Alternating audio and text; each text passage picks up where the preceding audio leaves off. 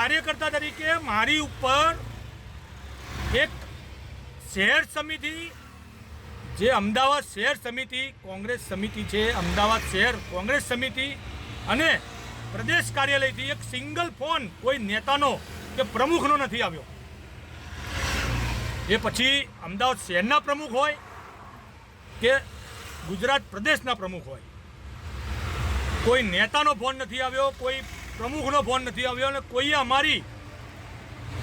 અમારી નોંધ નથી લીધી કે અમારી ખબર અંતર નથી લીધી. મારી કે મારા પરિવારની એવા 21 જણાની આ તકલીફ છે, જે અમે 21 જણા ભાગતા ફરી રહ્યા છીએ.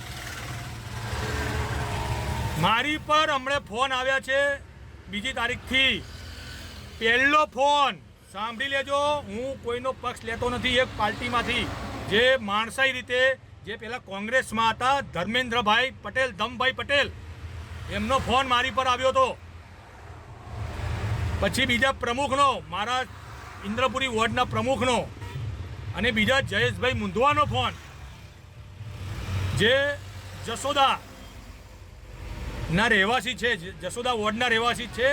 જયેશભાઈ મુંધવા, જયેશભાઈ કરશનભાઈ મુંધવા, એમને મારી કેર લીધી છે, મારા પરિવારની કેર લીધી છે અને વારંવાર મને ફોન કરી રહ્યા છે. આ કહેવાનું કારણ એ કે અમદાવાદ શહેરમાંથી એક પણ ફોન નથી આવ્યો.